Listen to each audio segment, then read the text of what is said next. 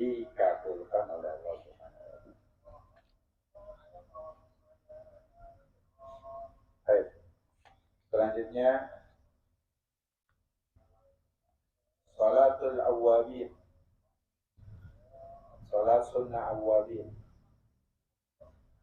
Wa tustahabbu salatul awwabin. Disunnahkan untuk melaksanakan salatul awwabin. Awwabin itu jam'u awwab. Jamaknya dari kalimat awwab. Umur raji'una ilallah bitawbah wal ikhlas ta'ah. Dimaksud dengan awwab itu adalah orang-orang yang kembali kepada Allah dengan bertaubat dan ikhlas dalam melakukan ketaatan, wa tarki mutaba'atil hawa, dan meninggalkan untuk mengikuti hawa nafsu. Awil musabbihuna au dimuti'una. Baik.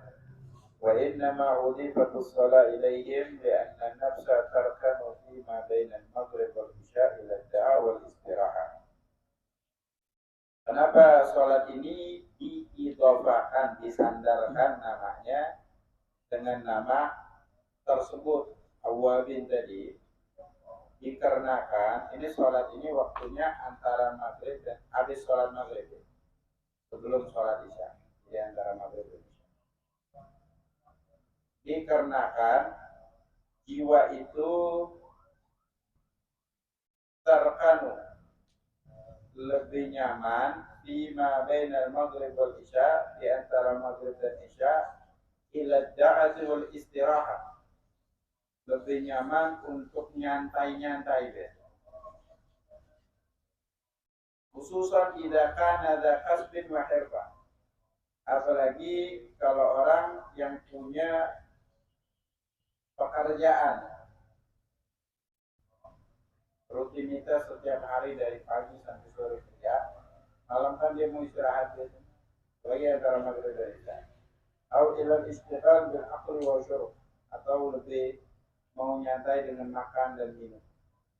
Fasarafa hina zata ila ta'a wal ishtighal bihi bi salati aw min murad an-nafs ila murad ar-rabb ta'ala. Maka hal-hal yang seperti itu dipalingkan daripada hal yang mubah menjadi untuk lebih membuat ketaatan.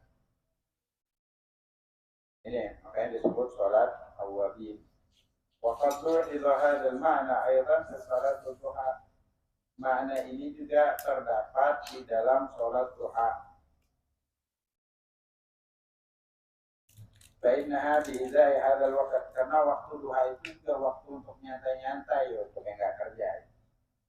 Maka diistilah waktu duha. Karena habis sholat subuh ke waktu zuhur itu termasuk waktu yang begitu panjang tanpa adanya sholat di situ. Antara zuhur dan asar kan dekat, asar dan maghrib dekat, maghrib dan isya lebih dekat lagi, isya dan subuh agak panjang, cuma ada. Antara subuh dan isya zuhur itu nggak ada sholat wajib, maka dianjurkan. Antara isya dan subuh benar jauh, cuma itu kan waktu istirahat, orang tidur di sana. Dan juga ada sholat tahajud. Karena ini waktu ghaflah diistilah dengan waktu dengan sholat duha. Baik. Wahya isyruna raka'atan bainal maghrib wal isya. Sholat awwabin itu adalah sholat yang dilakukan antara maghrib dan isya, rakaat, jumlah rakaatnya 20 rakaat maksimal. Di hadis Ibnu Majah an Aisyah, berdasarkan hadis Ibnu Majah diriwayatkan di Sunan Ibnu Majah dari Sayyidatina Aisyah, man shalla ma bainal maghrib wal isya 20 raka'atan banallahu lahu baitan fil jannah. Barang siapa yang sholat di antara maghrib dan isya 20 rakaat, Allah akan bangunkan dirinya, untuk dirinya rumah di dalam surga. Nah, nggak mungkin ya rumahnya ada di dalam surga orang yang di neraka, kan? Menandakan orangnya masuk surga. Kita nggak dapat rumah juga nggak apa-apa, tinggal di tenda, nggak di tenda di emperan juga nggak apa-apa, mungkin masuk surga. Karena di neraka di akhirat itu cuma ada dua tempat. Kalau nggak masuk surga, ya masuk neraka. Ini kan bisyarat untuk orang yang konsisten sholat awwabin bakal masuk surga. Bahan Anas, man shalla 20 baina al-maghrib wal isya yaqra fi rak'atan fi kulli rak'atin fatihatul kitab wa qul huwallahu ahad hafizahullahu fi nafsihi wa ahlihi wa malihi wa dunyahu wa akhiratuhu. Dari Sayyidina Anas bin Malik, barang siapa sholat 20 rakaat antara maghrib dan isya, di setiap rakaatnya baca Al-Fatihah sama Qul huwallahu ahad, maka Allah akan jaga dirinya, keluarganya, hartanya, dunianya, dan akhirat. 20 rakaat. Nah, di sini kalau mau dapat faedah itu ya sholatnya 20 rakaat. Itu maksimalnya. Paling sedikit 2 rakaat. Dalam hadis yang lain, man shalla 6 rakaat bainal maghrib wal isya kutibat lahu ibadatu 12 sanatan. Barang siapa yang sholat 6 rakaat antara maghrib dan isya akan dituliskan untuk dirinya ibadah sebanyak 12 tahun. Hadis ini diriwayatkan Imam Tirmidzi dari Sayyidina Abi Hurairah. 6 rakaat. Dan kata Imam Suyuti, sholat ini termasuk sholat yang bisa digabung dengan sholat yang lain. Contoh, qobliyah maghrib dan ba'diyah maghrib. Jadi kalau dia qobliyah maghrib bisa sholat habis sholat maghrib. Kalau dia sholatnya sebelum sholat maghrib nggak bisa digabung dengan awwabin karena belum masuk waktunya. Harus setelah sholat maghrib. Qali sunnatan qabliyatal maghrib wa sunnatal awwabin raka'atain. Aku niat sholat qobliyah maghrib dan sunnah awwabin 2 rakaat. Habis salam sholat lagi, aku niat ba'diyah maghrib dan sholat awwabin 2 rakaat. Allahu Akbar. Habis salam niat lagi, aku niat qada sholat subuh yang wajib 2 rakaat dan sunnah awwabin. Atau qada qobliyah subuh atau qada sholat duha atau qada sholat apa pun digabung gitu. Akan ditulis untuknya ibadah 12 tahun. فأخرج ابن شاهين عن أبي بكر رضي الله عنه من صلى المغرب وصلى بعدها ركعتين قبل أن يتكلم أسكنه الله بحضيرة القدس. Barang siapa yang sholat maghrib dan sholat setelah maghrib 2 rakaat, sholat awwabin ya, sebelum dia berbicara, maka Allah akan tempatkan dia di hadiratul qudus. Surganya Allah. Fa'in sholat arba'an kana kaman hajja hajjatan ba'da hajjatin. Yang sholat 4 rakaat, dia seperti melaksanakan haji setelah haji. Pahala. Umat Nabi Muhammad itu amal simpel banget dapat pahala haji pahala. Nah, sayangnya kitanya ya enggak, dan enggak mau malas. Fa'in sholat sittan, ghufira lahu dunubu 50 aman. Kalau sholat 6 rakaat, maka diampuni dosanya selama 50 tahun. Wa hunaka hadits akhar. Dan masih ada lagi hadis-hadis yang lain terkait dengan sholat sunnatul awwabin. Hadisnya banyak, faedahnya besar ya. Cuman sayangnya jarang ada yang membahas tentang sholat awwabin. Jarang ada yang bahas. Baik. Kalau dulu di Tarim di Masjid Ba'alawi, Masjid Ba'alawi di Tarim itu masjid yang paling lama termasuk.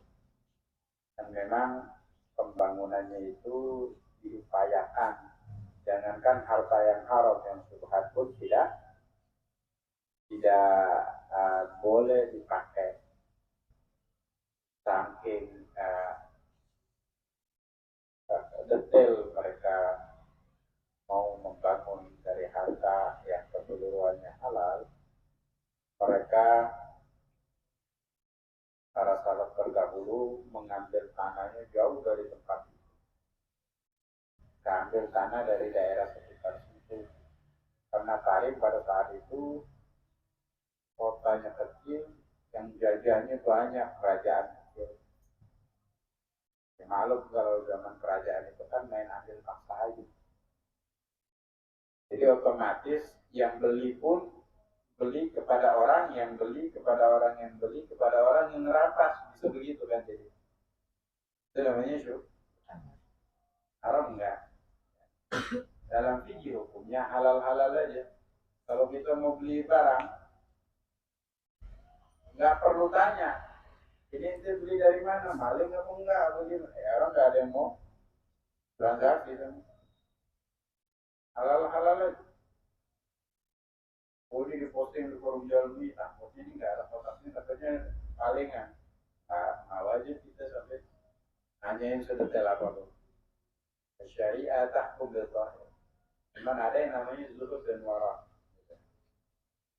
Bahkan dari tukangnya menghafal Quran, orang-orang soleh dipilih dan yang lain sebagainya.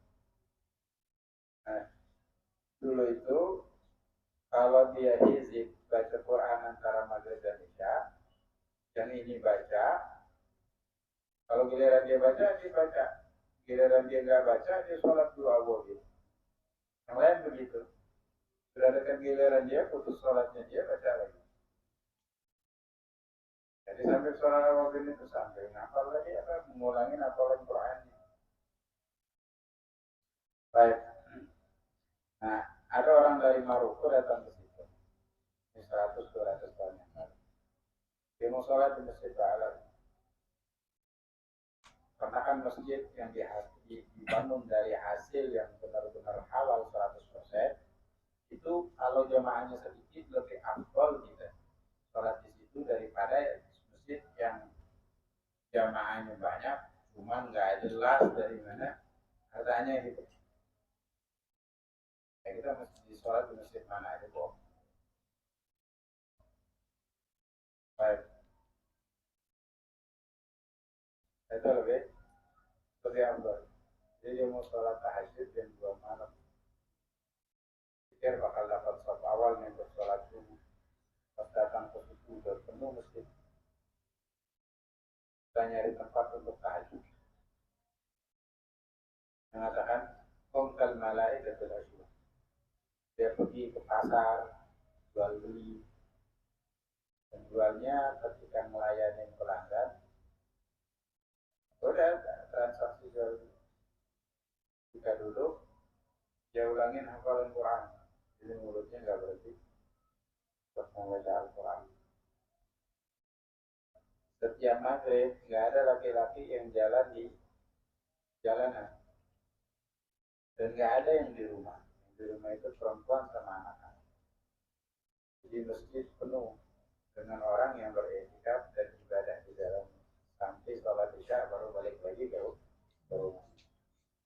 Dan ini kan misi yang dianjurkan untuk sholat awal kan, karena orang banyak terlena. Bahkan sebagian ulama yang mengatakan tatajabal junubuhum dalam Quran, tatajabal junubuhum anil madaja, yang mereka itu tulang rusuknya, lambungnya menjauh dari tempat tidurnya. Untuk kebanyakan mengatakan di waktu tahajud, artinya mereka sholat tahajud. Ini ciri-ciri kaum sholihin itu. Ada yang mengatakan mereka memakmurkan ibadah antara maghrib dan isya. Bagian kaum sholihin mengatakan dia bertanya kepada gurunya, wahai guruku, aku ini sering puasa sunnah. Kalau puasa sunnah habis maghrib aku nggak bisa ibadah, cukup makan aja buka puasa. Ini mana yang afdal menghidupkan antara maghrib dan isya atau puasa sunnah? Afdalnya engkau puasa, cuma makan ala kadar tidak bisa.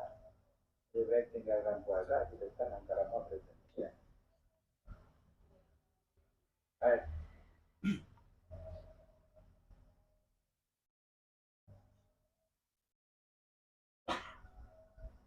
Ini salah sunnah awal ya. Keutamaannya banyak, hadisnya banyak, yang kita jarang ya. Minimal gabung aja ba'diyah isya, ba'diyah maghrib kita, punya sholat ba'diyah maghrib dan sunnatul awwal. Usolli sunnatul awwalin, usolli sunnatul ba'diyah maghrib wal awwalin raka'atain di baita. Setidaknya dapat 2 rakaat. Baik, kalau ditarik itu sekarang ada masjid As-Sajjal, nggak jauh lah, jaraknya 20 meter dari masjid. Jadi masjid Balawi juga nggak 2 kali ini, nggak luasnya, nggak sampai 2 kali musola. Masjid As-Sajjal biasa luas ini gitu. Kan kecil ya masjid. Kita itu orang Iran ya, umat Islam tidak bisa membedakan apa namanya masjid, musola, atau melanggar. Nggak usah. Tahunya kalau sholat Jumat masjid melanggar. Nah, masjid itu kan harus prosesnya diwakafkan, itu harus masjid. Kalau sudah diwakafin di masjid nggak bisa ganti musola. Kalau udah diwakafin di musola ya nggak bisa pugar jadi masjid. Karena wakaf itu dari disebutkan sampai hari kiamat nggak boleh rubah status. Dari ya.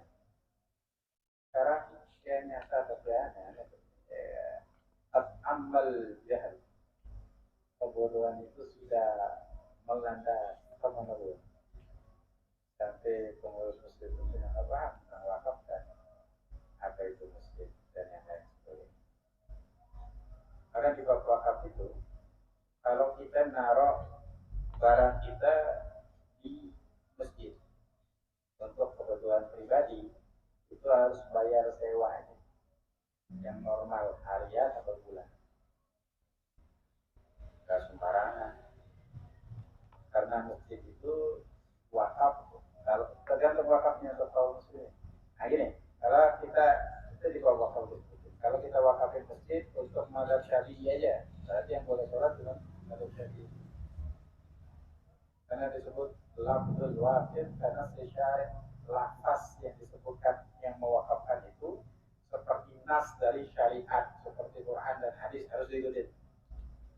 Karena itu maunya dia. Aku wakafkan masjid ini untuk golongan akidah Ahlus Sunnah wal Jamaah. Wahabi haram masuk masjid ini.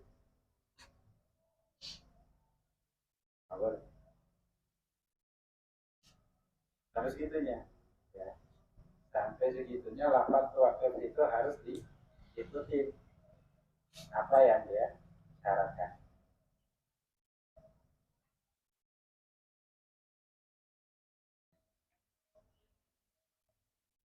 Ini dianjurkan untuk menghidupkan antara maghrib dan isya, minimal jangan sampai nggak sholat awwalin.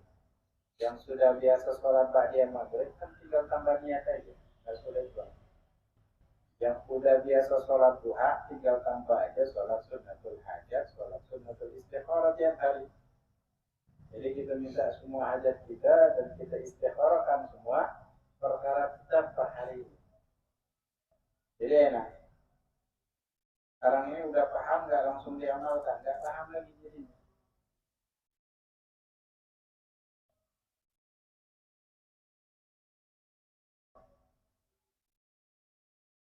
Gue punya editor. Ilmu itu kalau enggak langsung diamalkan dia langsung hilang.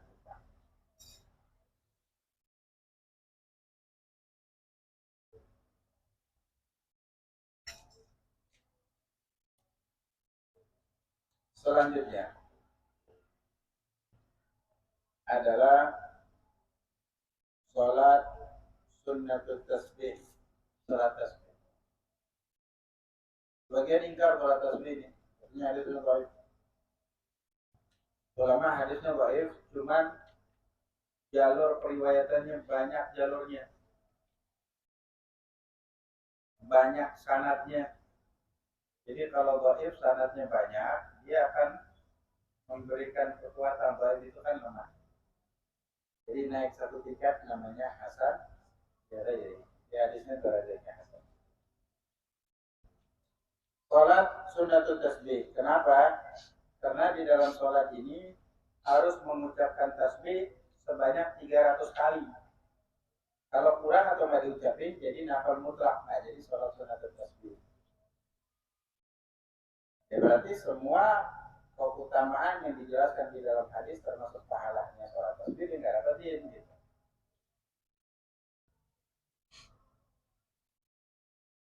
Baik, nah ulama kontroversi, boleh nggak sholat tasbih itu di waktu yang diharamkan?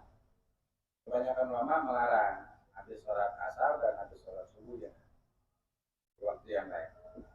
Dia seperti nafal mutlak dia, seperti. Bahkan ada yang mengatakan nafal mutlak. Jumlah rakaatnya 4 rakaat. Boleh 1 kali salam, boleh 2 kali salam, berarti 2 rakaat, 2 rakaat, 2 kali salam. Kalau mau langsung 1 kali salam boleh. Fayajuzu fiha al-fasl wal wasl.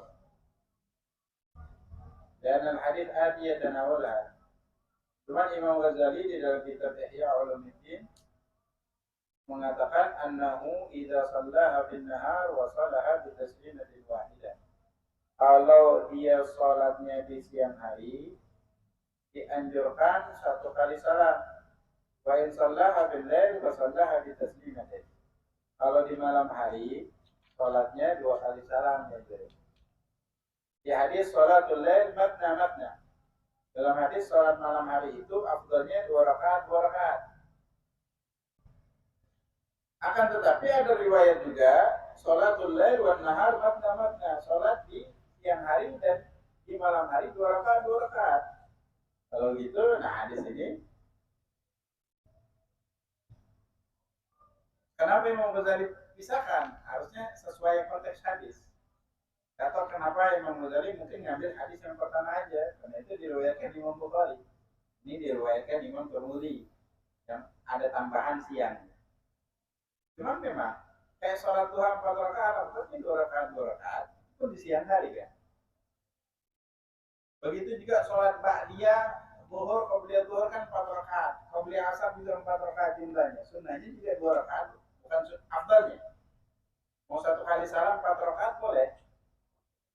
Nah ini juga sholat sunnatul tasbih boleh 4 rakaat 1 kali salam, afdalnya 2 rakaat 2 rakaat. Imam Ghazali aja yang membedakan kalau siang afdalnya 4 rakaat. Baik. Nah sholat sunnatul tasbih ini juga termasuk sholat yang tidak dianjurkan untuk dikerjakan secara berjamaah. Sama sholat awal. Cuman kalau mau dikerjakan berjamaah boleh. Boleh. Hadisnya kan Sayyidina Abdullah bin Abbas ketika Nabi tahajud, dia ngikut di belakang Nabi. Nabi nggak hentikan dia, malahan Nabi ambil telinganya diputar ke kanan karena dia berdirinya di kiri Nabi. Anjurkan aja, tarbiyah mendidik bahwasanya sunnahnya di kanan di. Kalau itu larang, kalau itu nggak boleh, Nabi akan kasih isyarat jangan bermakmum karena ini bukan sholat yang dibolehkan berjamaah. Karena nggak ada larangan, maka ada jenis sholat berjamaah itu hukumnya mubah. Dari segi jamaahnya nggak dapat tambahan pahala, cuma sah. Maka konsekuensinya kalau jadi makmum ikutin imam, tidak boleh melanggar. Jadi apa-apa yang disyaratkan di dalam bab sholat jamaah itu langsung berlaku jadinya. Dan harus niat makmuman. Nah di Tarim pun sholat tasbih berjamaah itu dilakukan sebulan penuh di bulan Ramadan. Habis sholat maghrib itu sholat sunnah 6 rakaat tadi. Qabliyah maghrib, awwabid, ba'diyah maghrib, awwabid, kayak digabung. Kemudian mau qadha duha dan yang lain campur dengan awwabid. minimal 6 rakaat diajarin. Di situ sholat tasbih berjamaah. Tidak semua masjid. Kalau kita di pondok kita ada masjid Waktaina nyambung sama masjid pondoknya. Nah, itu masih ada lagi namanya Masjid Syekh Ali bin Abi Bakar As-Sakran. Juga masih melaksanakan sholat sunat tasbih banyak. Kita kebenarannya tidak ada karena memang bulan Ramadan itu kan bulan apa ya? Bulan bonus besar-besaran yang Allah berikan. Kalau di online shop kan S dan K berlaku gitu ya. Udah ngarep contohnya cuma 1% apa itu. Padahal kasus besar-besar. Memang waktu untuk ibadah. Jadi kalau 11 bulan ibadahnya jarang, 1 bulan ini jarang ibadah.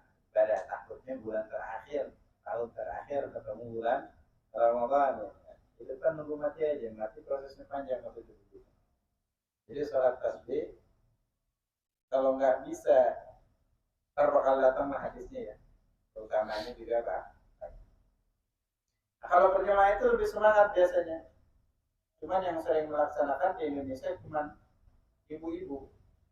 Ibu-ibu tuh ngomong majelis taklim, cuma nggak ada taklimnya. 2 minggu. Yang ada ceramah ya sama dia posidan. Yang ada ceramah ya ganti ustaz. Taklim itu kan ada proses belajar mengajar harusnya ya. Cuman mungkin ada pergeseran bahasa. Lumayan lah masih ada bagi yasinnya. Kadang sholat tasbih berjamaah. Kalau ustadznya yang semangat ngajak sholat tasbih boleh tuh. Nah kita disiasatin aja. Ketika bangun sahur kan waktu masih panjang tuh.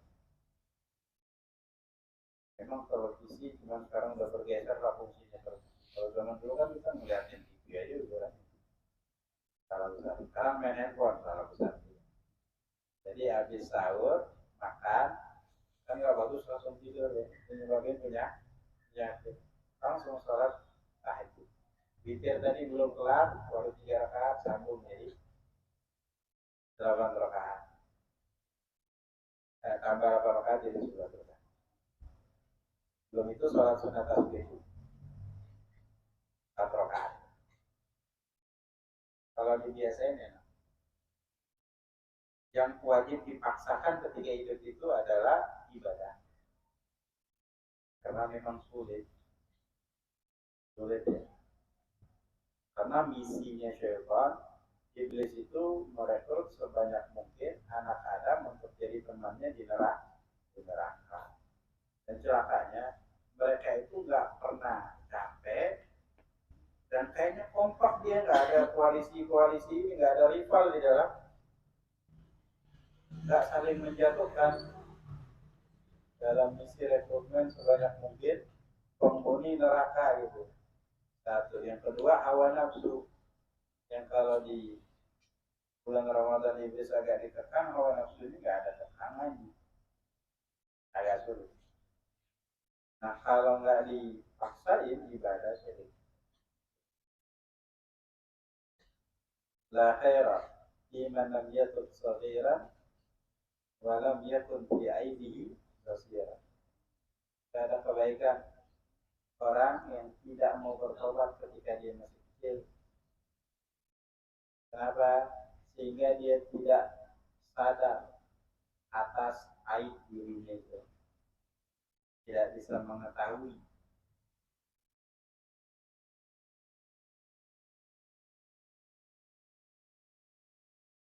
Patut ila maulaka ya insana, maka bertobatlah kepada Tuhanmu wahai manusia, min qabli an yafuta zamanu, sebelum kau kehilangan masanya. Ama alimta mautu ya'ti musri'ah, apakah kau tidak tahu kematian itu datang secepat kilat. Walaisa lil insani illa ma sa'a. Setelah kematian manusia itu tidak akan bisa mengandalkan apapun kecuali sesuatu yang dia upayakan daripada ketaatan ketika dia hidup. Harus dipaksain. Dalam hadis ketika kita mati, yang ikut nganterin jenazah 3 hal. Keluarganya, hartanya, dan amal perbuatannya. Yang 2 balik, yang 1 yang tinggal. Nah kalau nggak dipaksain, nggak ada yang tinggal. Begitu takut kita. Karena tempat yang baru mencekam. Dari prosesnya juga ketika orang mati itu dikatakan rohnya itu masih terhubung dengan jasadnya sampai dia dikuburkan dan 7 langkah terakhir itu ya baru diproses ditanya oleh Munkar dan Nakir di alam kuburnya bukan dalam kuburannya. Makanya banyak eksperimen pakai audio yang paling mahal pun nggak ada terdengar suaranya. Kalau ada pun ya itu dibuat-buat ya biar banyak yang nonton aja viral banyak duitnya gitu. Itu alam yang berbeda di mana tempatnya kita nanti baru tahu.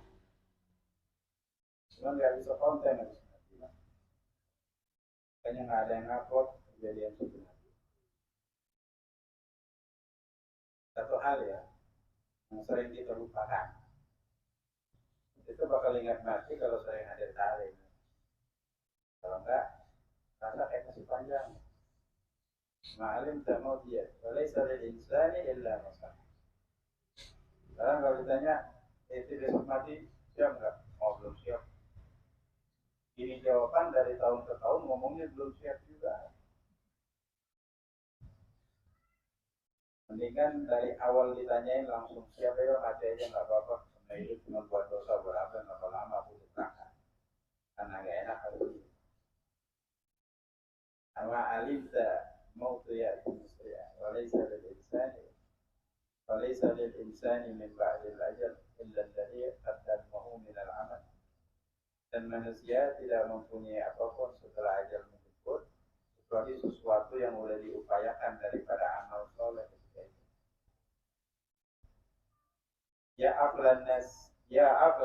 Ya aflasan nasi qawilul amal. Manusia yang paling rugi itu yang terlalu banyak, terlalu panjang angan-angannya.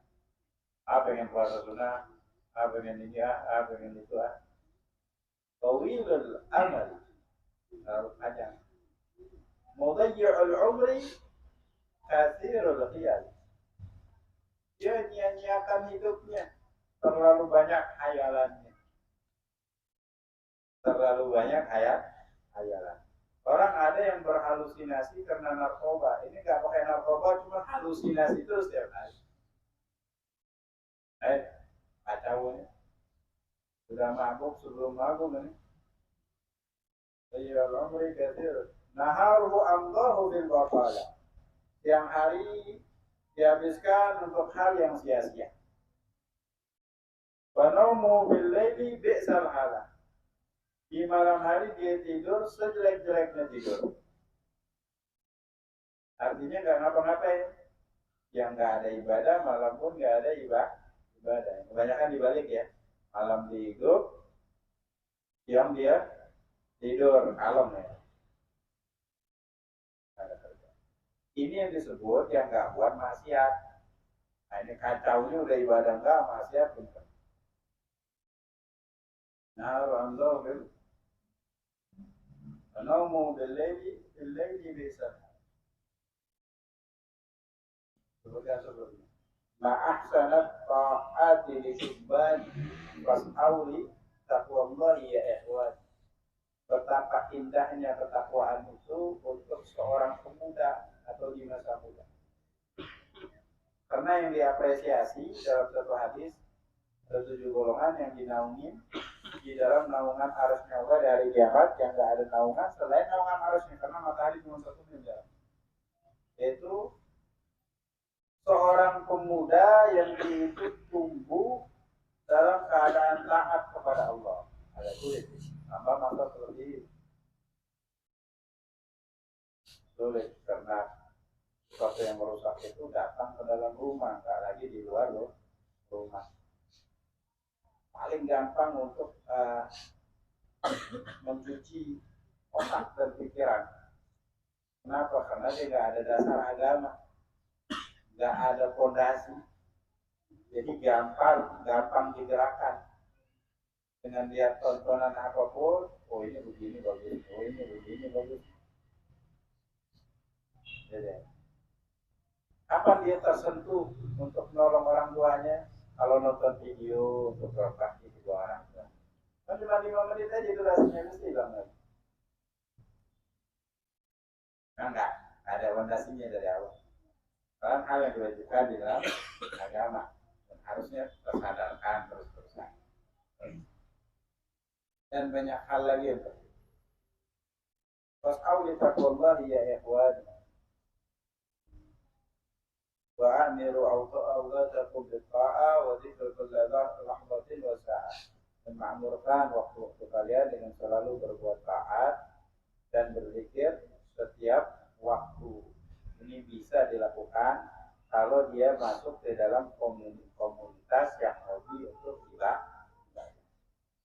Kalau enggak ya susah. Disebut wa'id aratta sunnatan nabiyyi fastanibanna qurrana asu. Kalau kalian mau ngikutin sunnahnya Nabi, jauhkan teman-teman yang jelek. Yang paling jelek itu enggak pernah sholat, paling jelek itu. Allah aja dia enggak taatin, apalagi yang lain, yang agama dia enggak mau.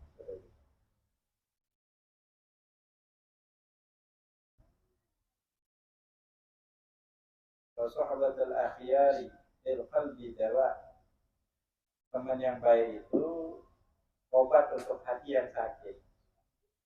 Karena kita nggak pernah sholat ke masjid, dapat teman semuanya dia kalau udah dengar azan pasti ke masjid. Kita tinggal sendirian. Langsung, apa yang sendirian di sini nungguin mereka sholat, mendingan itu kan gitu. Jadi memang faktor lingkungan itu mempengaruhi.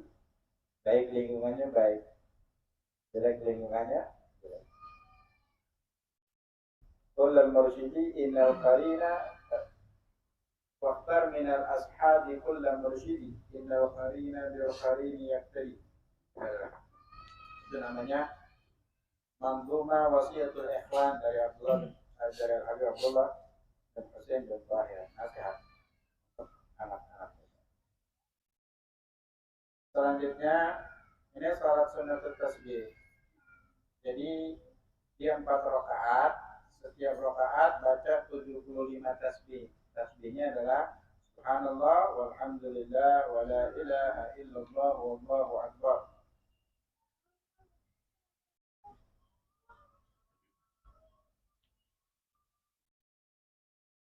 Ada di mana?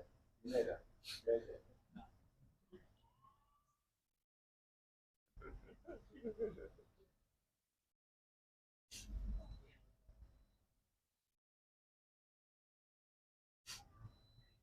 Imam Ghazali nambah wala haula wala quwwata illa billah, dan ada di riwayat hadis Imam Tirmidzi. Kalau mau singkat subhanallah alhamdulillah wala ilaha illallah Allahu akbar. Caranya habis baca Al-Fatihah, habis baca surah. Ada beberapa cara ya. Di antaranya yang pertama, habis baca surah sebelum rukuk baca tasbih 15 kali, di rukuk 10 kali, i'tidal 10 kali. Itu rukuk setelah baca tasbih rukuk. Mana orang ini udah. Ya tasbih sih sunnah, mau ganti dengan itu aja nggak apa, cuma ya ambilnya dibaca tasbih rukuk. Setelah baca doa i'tidal, Rabbana walakal hamdu lalu anallah alhamdulillah. 35 ya. Di sujud pertama 10, duduk di antara 2 sujud 10, sujud kedua 10, duduk istirahat 10, totalnya 10. Yang nggak pakai duduk istirahat, sebelum membaca Al-Fatihah 15 kali, sebelum rukuk 10 kali, tapi setiap rukun 10 kali. Berarti yang duduk istirahat enggak. Jadi ada 2 cara.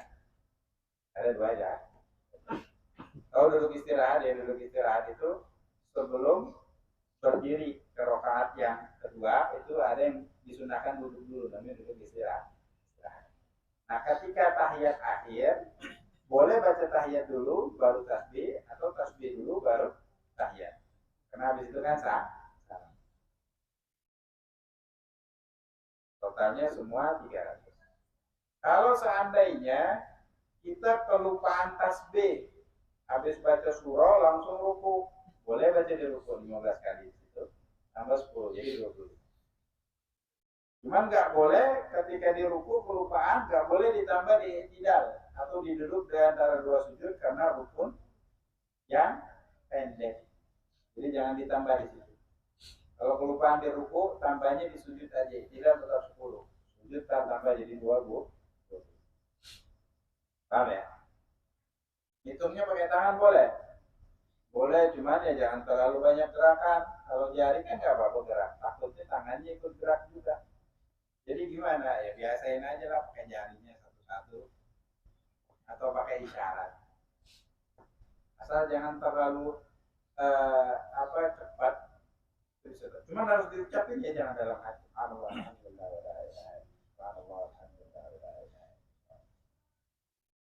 Dan jangan terlalu banyak pikiran, ini tambah kacau ini yang banyak pikiran juga ini. Sholat biasa aja, banyak berkorokat ya. Kalau surah yang dibaca terserah ya, abdulnya ya berurutan aja gitu. Seperti al-zalzala, al-qari'ah, wal-adiyah, al-qari'ah, al-hakumut zakat, al-hakumut zakatur, wal-asr ya gitu ya, terlalu pendek gitu. Atau alam tara kaifa fa'ala bi quraisyin ara'aita alladhi yana a'udhu. Baik. Nah, ini caranya. Yang cara pertama, kalau kana dzunub bakal misal zabalil bahr aw ramli 'alijin la qarallahu lak. Kalau seandainya dosamu seperti buih di lautan atau seperti pasir di gurun, maka akan diampuni dengan apa namanya sholat tasbih ini. Cuman Ibnu Jauzi beliau menyebutkan di dalam hadis maudhu. Beliau ada kitab namanya al-maudhu'at. Hadis maudhu itu hadis palsu. Sebutkan hadis tasbih ini, sholat tasbih disebut hadis palsu. Cuma memang ma'ruf di kalangan ulama, Ibnu Jauzi itu terlalu gampang menyebut hadis palsu. Sama kayak Imam Hakim di Mustadrak, terlalu gampang mensahihkan hadis. Jadi ulama datang setelah mereka mulai mempretelin, ini hadis sekarang hadis yang sahih buat palsu. Ya zaman dulu kan belum ada komputer apa semua.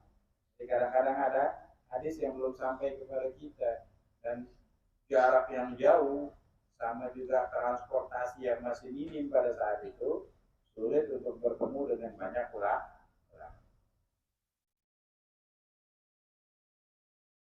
Maka dijelasin bahwa hadisnya itu derajatnya hasan. Bahkan disebutkan kalau kata Imam Syuuti, wala yasma'u bi'adhimi fadliha wa yatrukuha illa mutahawwinun bid. Tidaklah orang mendengar keutamaan sholat tasbih kemudian dia tidak melakukannya melainkan orang yang menggampangkan agama.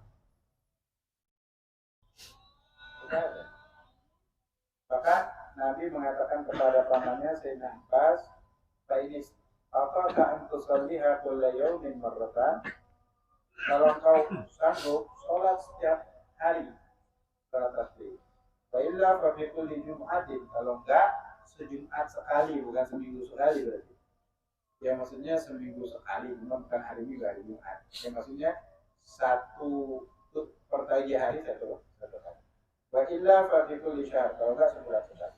Wa illa fa fi kulli sana, kalau enggak setahun sekali. Wa illa fa fi umrika marratan, kalau enggak minimal seumur hidup kau pernah sholat satu. Itu kan luar biasa keutamaannya. Seperti Nabi mengatakan seperti itu. Allah Subhanahu wa taala. Assalamualaikum warahmatullahi wabarakatuh. Waalaikumsalam.